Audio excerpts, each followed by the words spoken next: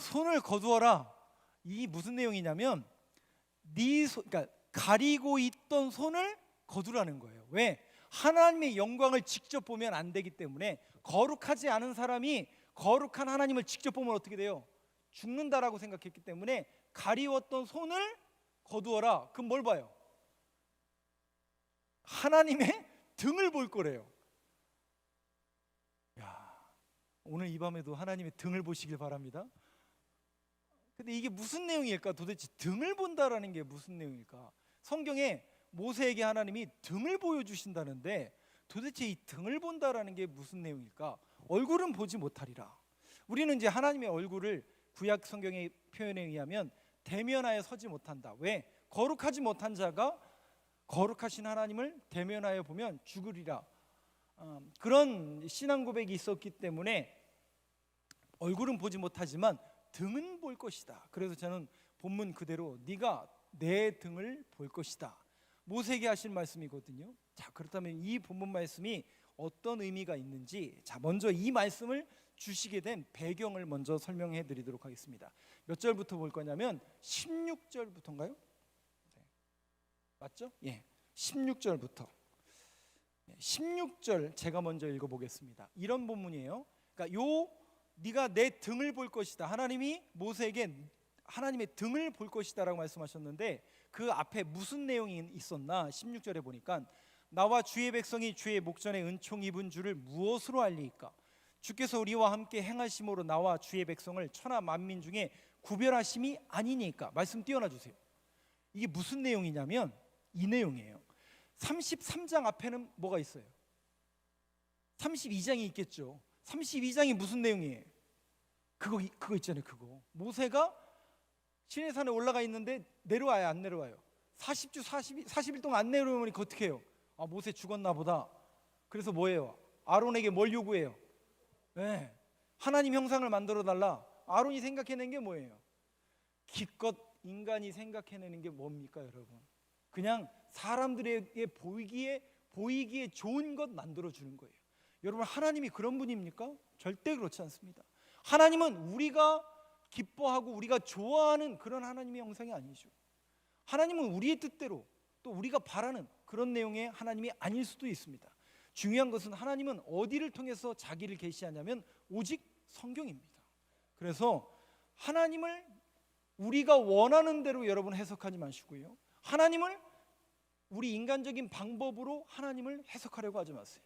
항상 하나님은 오로지 성경을 통해서 계시하고 있기 때문에 성경을 통해서 바른 하나님을 만나시길 바랍니다. 인간들이 하는 그 짓이나 그러한 모습 보니까 결국 금송아지 만들고 그게 하나님인 양 거기서 찬양하고 뛰놀더라. 하나님이 모세에게 뭐라고 그래요? 야, 너 빨리 내려가야 되겠다. 왜요? 그거 하고 있는 거예요, 그거. 그래서 어떻게 해요? 두 돌판을 들고 내려갔는데 모세가 그 광경을 보자마자 가관이죠. 그래서 열받아서 어떻게 해요? 돌판을 내려치죠. 근데 그 결과로 무슨 일이 벌어지냐면 그 마지막 32장 마지막 절에 보면 레위 사람들을 구별하게 해요. 그리고 누굴 죽여요? 그 사람들을 3,000명이나 죽입니다. 동족이 동족을 죽이는 그런 비극이 벌어지는 사건이 이 금송아지 우상숭배 사건이에요. 그리고 나서 33장으로 딱 넘으면 하나님이 야, 이제 모세야, 이제 가나안 땅으로 네가 가야 되겠다. 근데 여러분, 모세가 조금 전까지 무슨 일이 벌어졌어요? 동족 상잔의 비극이 벌어졌고 도무지 말을 안 듣는 이 백성들, 모세가 여러분 마음이 어땠을까요? 야, 도대체 이 말 안 듣고 하나님하고는 전혀 상관없는 이 사람들을 어떻게 저 가나안 약속의 땅으로 드리겠습니까? 저는 못합니다. 하나님이 저 등 떠밀어 가지고 애굽 땅으로 보낼 땐 언제시고 이 패역하고 말 안 듣는 백성들 하나님 이 어떡합니까? 근데 하나님은 뭐 어떡하십니까? 계속 하나님을 설득하시는 거예요. 그게 마치 주거니 받거니, 하나님은 야, 네가 가라 하와이가 아니죠. 네가 가라 가나안, 네가 이끌고 가라. 저 못합니다. 하나님, 저 못합니다. 계속 주고받는 내용 가운데 16절이에요. 하나님, 나와 주의 백성이 주의 목전에 은총이 입은 줄을, 은총받은 적이 있었나요? 이 패역한 백성들이 도대체 무슨 하나님의 은혜를 구합니까? 무엇으로 하나님의 은혜를 알릴까? 계속 모세가 뭘 요구하냐면 하나님의 징표를 요구해요. 마치 기드온이 300용사를 추려내기 전에 그 전쟁을 앞두고 뭘 요구해요? 하나님께서 네가 가라. 아니요, 저 못 가겠는데요. 징표를 보여주시면 갈게요. 그 징표가 뭐였죠? 이슬. 계속 하나님의 징표를 요구하듯이 모세가 하나님 앞에 징표 보여주시면 가겠습니다. 근데 하나님은 아니야. 근데 한번 생각해 보세요. 하나님께서 징표를 안 보여주셨어요? 아니, 생각해 보세요. 출애굽했죠. 출애굽하기 전에 10가지 재앙이 있었죠. 출애굽했죠. 홍해 갈랐죠. 쓴물을 달게 했죠. 도대체 몇 개예요, 몇 개? 근데 여러분, 이게 우리의 모습하고 거의 흡사합니다. 우리도 하나님의 은혜를 구하여서 하나님 앞에 간절히 부르짖고 기도해서 하나님의 응답을 받았는데 그거 얼마 가던가요? 얼마 안 가요. 또 고난이 오면 또 거기, 또 거기. 마치 이스라엘 백성들처럼 오르락 내리락 하는 신앙생활. 그래서 저는 이 출애굽기를 여러분들과 강해를 조만간에 할 건데, 이 출애굽기를 보면서 우리의 신앙을 한번 점검해 봐야 됩니다.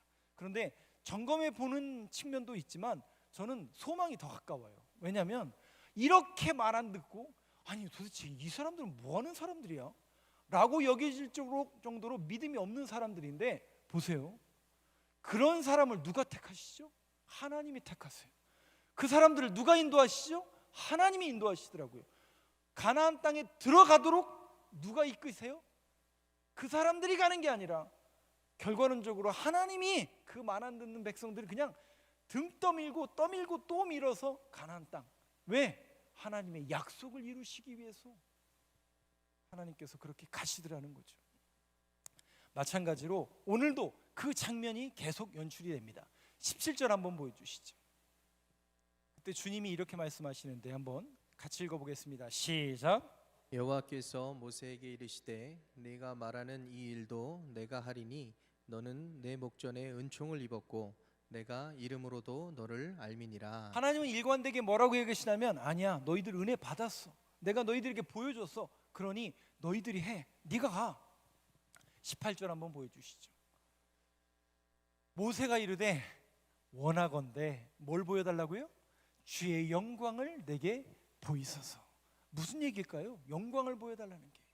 하나님, 더 큰 징조, 더 큰 은혜를 주셔야 제가 하나님을 믿겠습니다. 이 얘기랑 똑같은 얘기예요. 마치 안 믿는 사람들이 당신이 목사야? 그러면 하나님이 살아계심을 눈으로 보여주면 내가 교회 다닐게 라고 질문하는 거랑 똑같은 얘기. 그러니 여러분, 모세가 믿음이 있는 것처럼 보여, 없는 것처럼 보여요? 야, 어떻게 모세가 이런 질문을 할 수 있을까?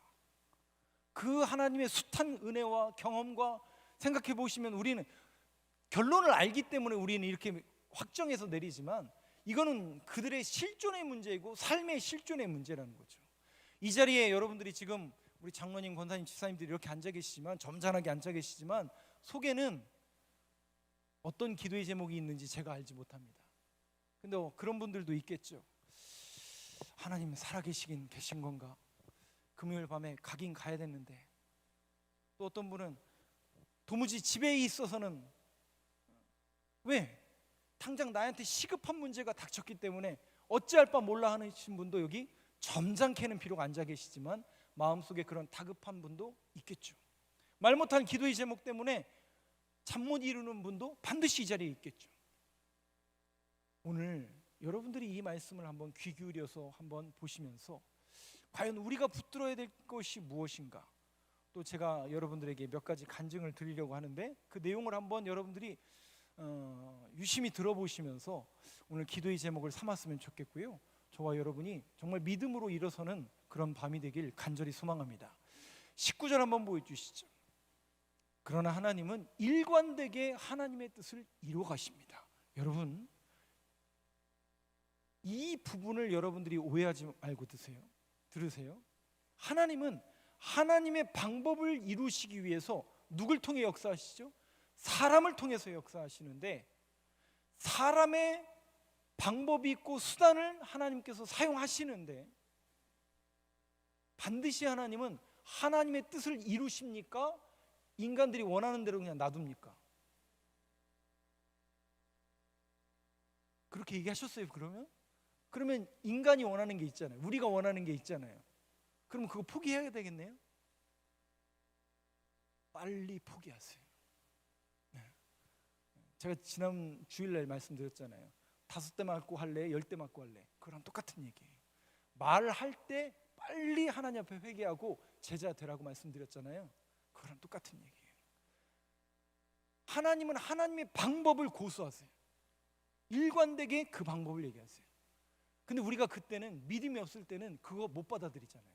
하나님 어떻게 이것도 합니까? 저것도 합니까? 근데 여러분 잘 보세요. 결국 누구에게 설득당하는 거냐면 하나님 앞에 설득당하는 게 신앙인의 모습입니다. 성경이 그렇고요. 믿음이 좋은 사람들의 롤모델을 한번 여러분 유심히 보면 전부 그거예요. 자기가 하고 싶었던 일이 있었겠죠. 자기가 가고 싶었던 방향이 있었겠죠. 근데 그 방향을 철저하게 내려놓더라고요. 믿음이 없을 때는 그냥 자기 멋대로 해요. 근데 믿음이 들어오고 하나님의 간섭과 주권을 인정하기 시작하면 그분의 통치를 받아 살아가는 거예요. 우리는 그걸 몰랐죠. 근데 믿음이 생기고 결과론적으로 딱 보니까 나에게 믿음을 주시고 내가 하나님을 나의 왕으로 고백했던 것이 결국 내 인생을 하나님이 핸들링 하셔서 여기까지 인도하셨구나라고 지금은 모르지만 반드시 그렇게 고백할 날이 온다는 얘기야, 안 온다는 얘기예요? 반드시 온다는 얘기죠. 그러니까 빨리 어떻게 해야 돼요? 여러분들이 믿음의 분량대로 그렇게 빨리 하셔야 됩니다. 여호와께서 내게 이르시되 내가 내 모든 선한 것을 네 앞으로 지나가게 하고 여호와의 이름을 내 앞에 선포하리라. 나는 은혜 베풀 자에게 은혜를 베풀고 긍휼히 여길 자에게 긍휼을 베푸는시라. 이게 뜬구름 잡는 얘기처럼 들리지만 징표를 요구하는 모세에게 하나님의 일관되게 아니야, 네가 가야 돼. 나는 너를 선택했고 너를 통해서 내 일을 이룰 거야.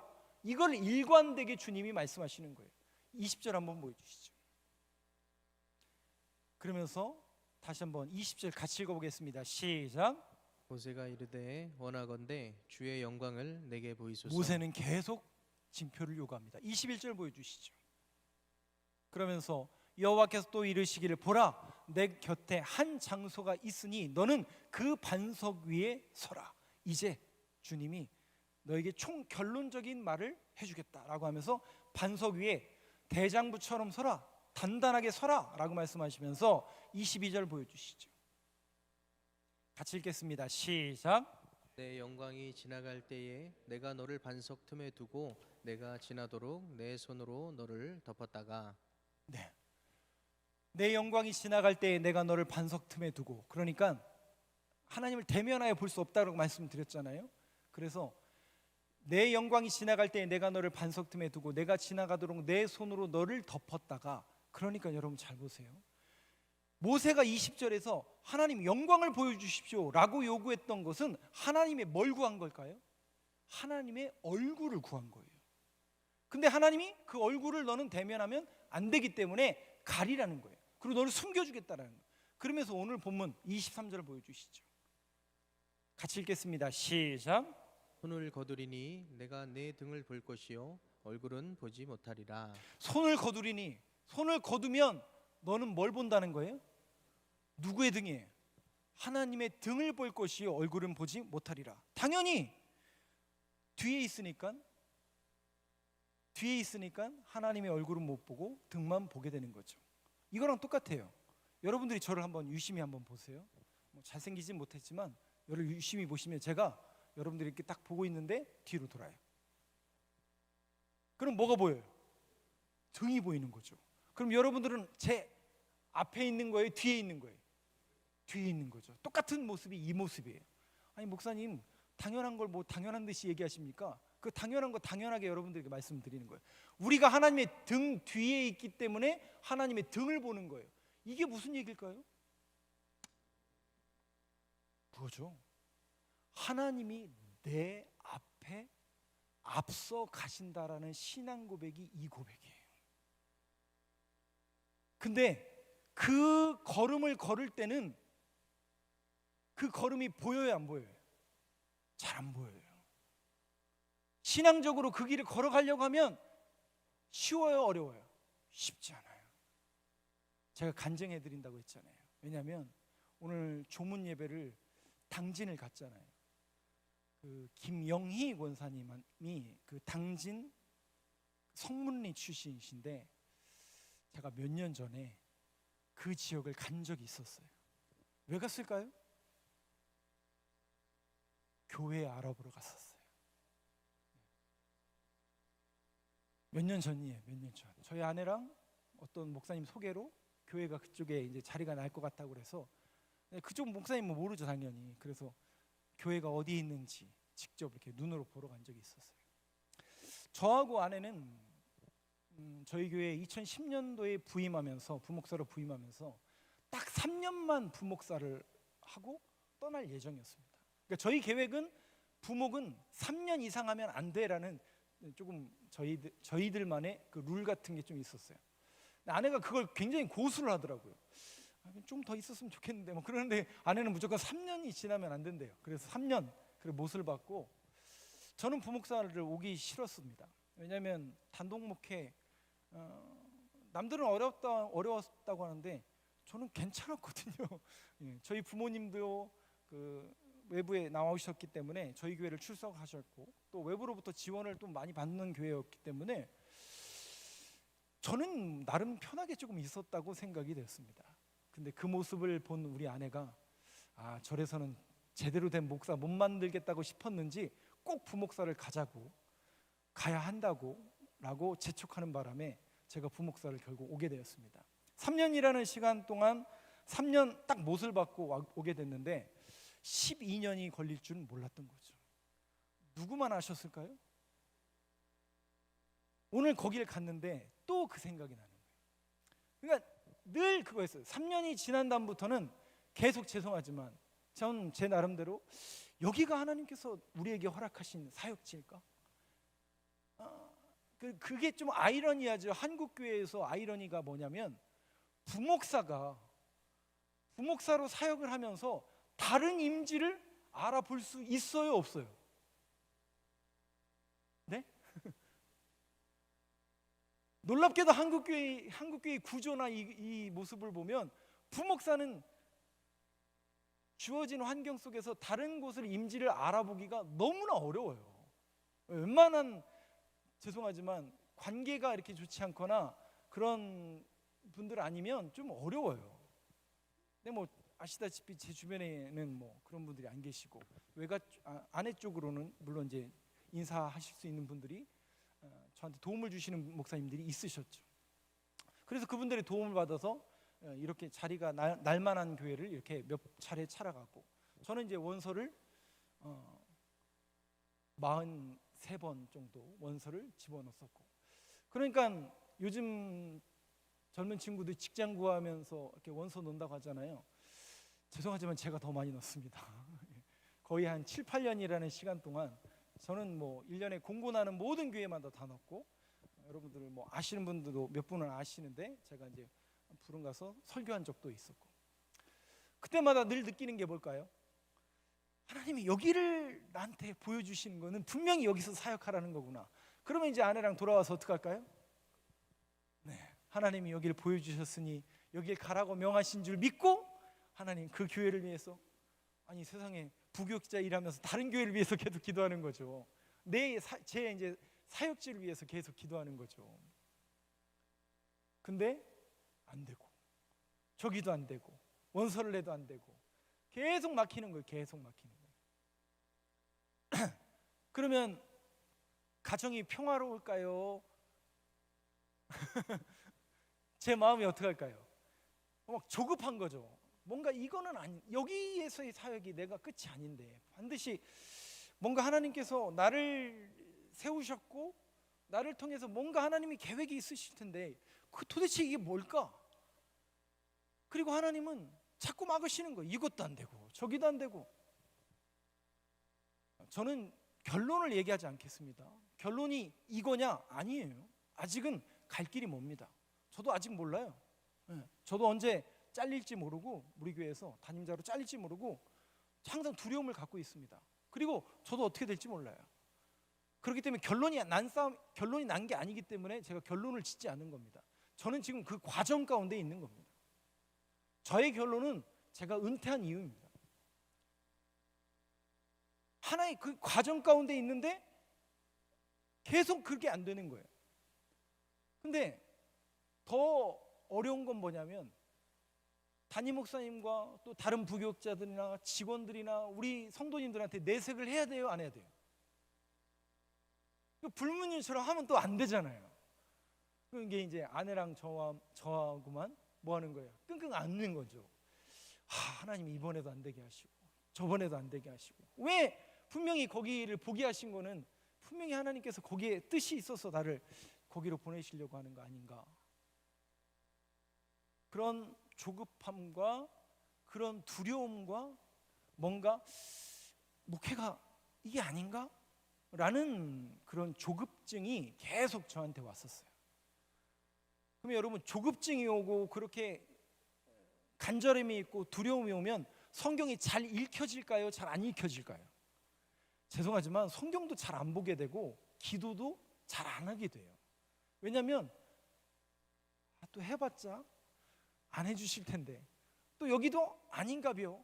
계속 이게 반복이 되다 보니까 어차피 기도해도 형식적으로 저도 이렇게 돼버리는 거죠. 형식적으로 이렇게 돼버리는 거죠.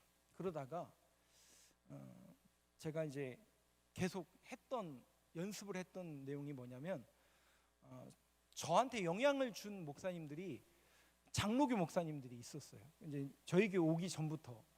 그래서 저한테는 그 장로교 목사님들 몇 분들의 설교를 저는 계속 이렇게 스크랩하고 계속 리서치하고 그러던 도중에 오늘 본문을 한 목사님이 설교를 하시는 거예요.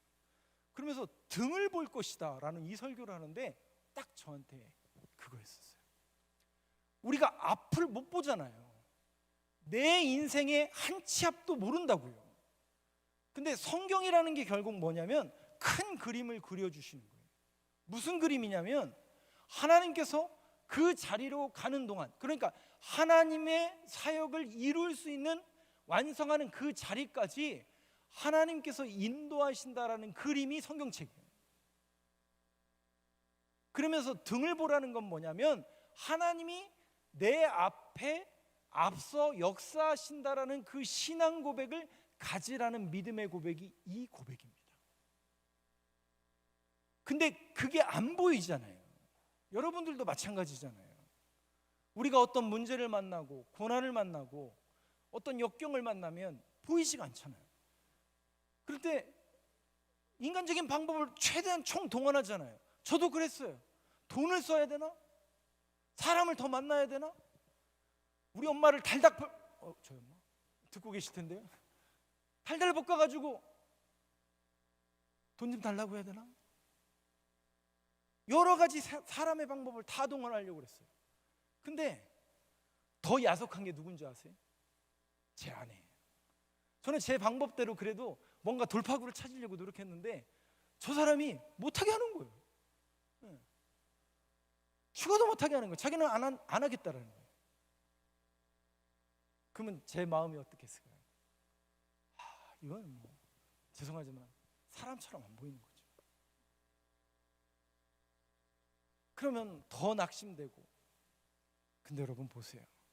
오늘 결국 이 약속의 말씀이 결국 뭐냐면 우리가 성경을 믿고 신앙인으로서 뭘 봐야 할지를 주님이 우리에게 가르쳐 주시는 거예요. 모세야, 답답하지? 말 더럽게 안 듣지 이 백성? 되는 일 없지? 근데 나는 너를 통해서 역사하고 싶어. 너를 통하고 내가 선택한 그 백성들을 내가 약속했기 때문에 그곳으로 인도할 거야.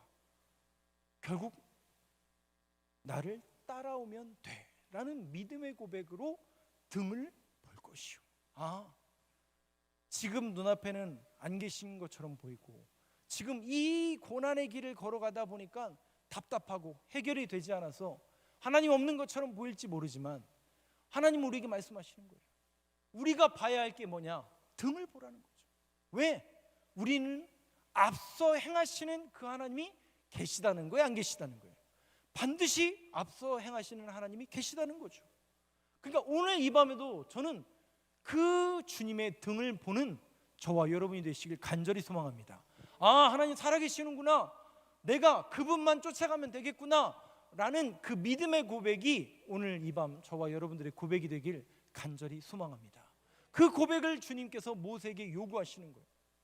그러면서 이 설교를 여기에서 멈추시는 게 아니라 요셉 이야기를 하시더라고요. 제가 요셉 이야기 계속 인용하잖아요. 창세기 45장 5절 말씀을 한번 보여주세요.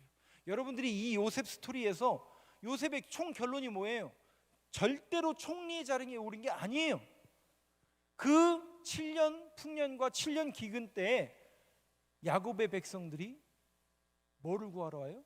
양식을 구하러 온단 말이죠. 누구를 살리기 위해서? 하나님의 약속의 백성들을 살리기 위해서 누구를 총리 자리에 올리신 거예요? 그걸 요셉이 알았을까요? 몰랐을까요? 모르죠. 자기는 어떤 삶을 살았어요?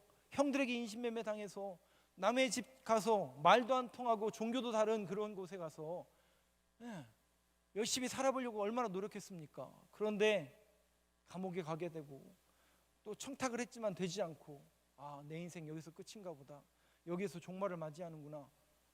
근데 어느 날 꿈을 해석하게 하는 사람이 되고 총리 자리에 오른단 말이죠. 아, 모세가 정말 열심히 살아 총리 자리에 올랐구나, 하나님이 도와주셔서 형통하게 하셔서 그 자리에 올랐구나. 틀린 얘기가 아니에요. 그러나 결론은 거기에서 결론이 나면 안 돼요. 요셉 이야기의 결론은 이겁니다. 한번 같이 읽겠습니다. 시작. 당신들이 나를 이곳에 팔았다고 해서 근심하지 마소서, 한탄하지 마소서. 하나님이 생명을 구원하시려고 나를 당신들보다 먼저 보내셨나이다. 세 가지를 이 말씀을 통해서 여러분들이 꼭 기억하세요. 첫 번째 뭐냐면 두 번째 줄에 하나님이에요. 보세요. 요셉이 총리의 자리에 오를 때까지 몰랐어요. 왜 내가 이런 자리에 올랐을까? 그런 거 생각할 틈이 없었겠죠. 정말 분주하게 하루하루를 열심히 살았으니까 그 자리에 올랐겠죠. 제가 늘 말씀드리지만 단순히 믿음 좋아서, 단순히 꿈의 해석에서 총리 자리에 오른다고요? 여러분, 천만의 말씀입니다. 대제국인 애굽이라는 제국의 총리의 자리에 오른 거예요. 그러면 모든 운영과 경영을 이 사람에게 맡긴 겁니다. 왕은 도장만 찍을 뿐이에요. 그러면 요셉이 다 안다는 얘기, 모른다는 얘기예요? 아니까 그것이 가능한 거죠. 그만큼 능력이고 실력이 있었기 때문에 그 자리에 오를 수 있었던 거예요. 그렇게 열심히 살아서 그 자리에 올랐는데, 나를 이 자리에 오게 하신 것은 당신들이 나를 이곳에 팔았다고 해서 근심하지 마소서, 한탄하지 마소서. 하나님이. 누가 올리겠다고요? 하나님이 나를 인신매매하게 하시고 나를 종살이하게 하시고 결국 이 자리까지 오르게 한 이 모든 것이 하나님이 하셨군요. 이것은 어떤 고백이냐면 하나님을 자신의 인생의 주권자로 고백하는 모습입니다. 아, 내 인생의 진정한 왕은 하나님이시군요. 이 믿음의 고백이 저와 여러분들의 고백이 되길 간절히 소망합니다. 하나님이. 두 번째, 생명을 구원하시려고. 잘 보세요. 성경에서 주님께서 우리에게 기름 부으시고 우리를 구원하시는 가장 분명한 목적과 이유는 생명을 구원하시기 위함입니다. 영혼을 구원하기 위함과 생명을 구원하시기 위한 이 목적이 주님께서 우리를 구원하시는 목적 가운데 가장 중요한 초점입니다. 그래서 기독교는 영혼 구원과 생명 구원에 무엇보다도 초점을 맞춰야 됩니다. 그래서 생명을 구원하고 영혼을 구원하는 일이라면 항상 우선순위에 두어야 됩니다. 우리는 자꾸 영혼 구원에만 초점을 맞췄는데 성경을 여러분들이 잘 보세요. 생명을 구원하는데, 우리 주님께서도 생명을 구원하는데 항상 초점을 맞추셨습니다. 생명을 구원하시려고. 세 번째, 나를 당신들보다 먼저 보내셨나이다. 어떻게 했다고요? 나를 당신들보다 먼저 애굽으로 보내신 겁니다. 놀랍지 않으세요? 놀랍지 않으세요? 근데 저는 이 말씀을 설교로 들으면서 제 모토로 삼았어요. 아, 내 인생의 주인이 하나님이 맞구나. 그 신앙 고백을 가지려고 지금도 분주하게 노력하고 있습니다. 잘 안 돼요. 저도 삶을 살아가고 목사지만 잘 안 된다니까요. 하나님이 진짜 내 인생의 주인 맞나? 저도 의심 갈 때 많고 저도 헷갈릴 때 많아요. 그러나 계속 주문해오듯이 결국 하나님이 하시겠지, 하나님이 이루시겠지, 봐 결국 하나님께서 여기까지 인도하셨잖아. 결국 그 믿음의 고백을 계속 하나님께서 요구하시더라고요. 두 번째가 생명을 구원하시려고 결국은 하나님의 사역과 하나님의 일을 이루시기 위해서, 그 하나님의 목적을 이루시기 위해서 누굴 택하신다고요? 하나님의 사람들을 택하신다고요. 저는 우리 교회가 또 여러분들의 인생이 주님의 그 목적, 영혼을 구원하고 생명을 구원하는 일에 쓰임받는 교회요 인생이 되길 간절히 소망합니다. 아이고 목사님, 그거는 목사님들이나 뭔가 구별된 분들이나 그런 말 하지 마시라니까. 이제 목사는 기능일 뿐이라니까요. 저와 여러분은 다 성도요, 거룩하게 구별된 백성이요, 왕같은 제사장이라니까요. 결국 성경을 통해서 우리에게 요구하시는 것은 목사, 어떤 특정한 집단들이 아니라니까요. 그건 기능이고 교회를 세워가는 기능일 뿐이고, 저와 여러분은 성도로서 제사장으로서 하나님이 우리에게 동일하게 말씀을 주신 거죠. 하나님의 일을 하라고. 마지막으로 나를 당신들보다 먼저 보내셨나이다. 이 신앙 고백이 뭐냐면, 왜 나를 거기 안 보내시고 여기 계속 머물게 하실까? 왜 여러분들을 그 말 안 듣고 여기 말고 다른 데에 갔으면 좋겠는데 그 사람들을 왜 만나게 하시고, 그 사람들과 왜 부딪히게 하시고, 왜 그 가정에 가게 하시고, 그 직장에 가게 하시고, 그 사람을 만나게 하실까? 여러분들의 신앙 고백 가운데 이 고백이 늘 있길 바라는데, 나를 당신들보다 먼저 보내셨나이다. 하나님의 뜻이 있어서 그 자리에 보내셨다라는 신앙 고백입니다. 근데 여러분, 이거를 절대로 오해하지 마세요. 이 내용을 여러분들이 고백한다면, 이 신앙 고백, 나를 당신들보다 먼저 하나님이 여기로 보내셨습니다, 하나님이 나를 사용하셔서 하나님의 일을 하기 위해서 보내셨습니다라는 신앙 고백을 하시려면 여러분 거를 포기하셔야 돼요. 왜?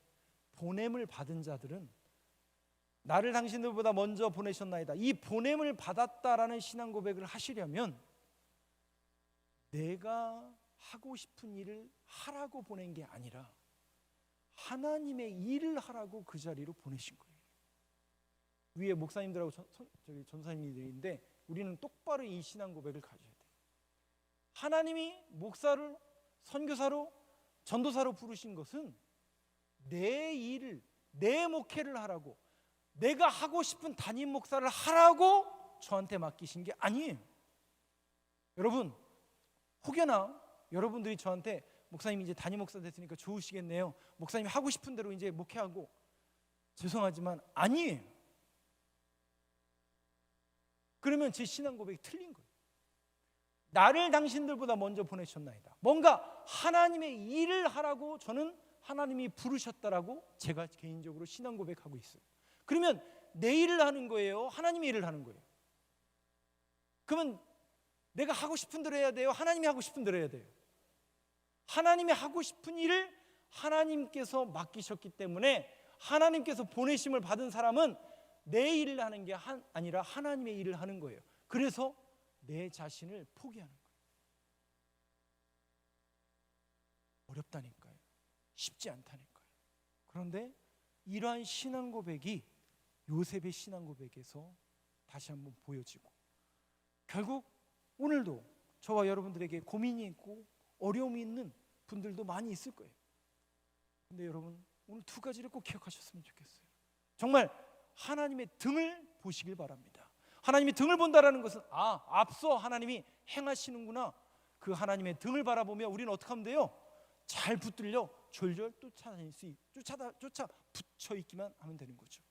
두 번째는 하나님 나를 보내신 줄로 믿습니다. 내가 보냄을 받은 자인 줄 믿습니다. 하나님이 하셨고요, 하나님께서 하나님의 역사를 이루시기 위해서 나를 보내셨고요, 다른 사람들보다 나를 보내신 줄로 믿사오니 하나님의 일을 이루는 도구로서 우리 교회, 우리의 인생을 핸들링하시고 붙잡아 주시고 인도해 주시고, 그러한 믿음의 고백을 날마다 허락해 주옵소서. 그래서 제가 이 신앙 고백을, 이 설교를 듣고 가진 이유로, 지난주에 우리 최청순 목사님은 비준비하시네 그 노래를 계속 불렀다고 했잖아요. 제 마음속에 이 찬양을 계속 불렀어요. 세상 흔들리고 사람들은 변하지만 우리가 결국 붙잡아야 될 게 뭘까? 오직 믿음으로. 하바국에게 하나님께서 주신 말씀처럼 오직 의인은 믿음으로 말미암아 살리라. 사랑하는 성도 여러분, 오늘도 저와 여러분들의 눈에 주님의 등을 바라볼 수 있는 믿음의 고백이 열려지기를 원하고, 아무리 세상이 우리를 흔들고 교회를 흔든다 할지라도 오직 믿음으로 온전하게 서서 우리 교회가, 저와 여러분들의 인생이 하나님께 쓰임받는 인생으로 거듭나는 교회의 인생이 되길 간절히 소망합니다.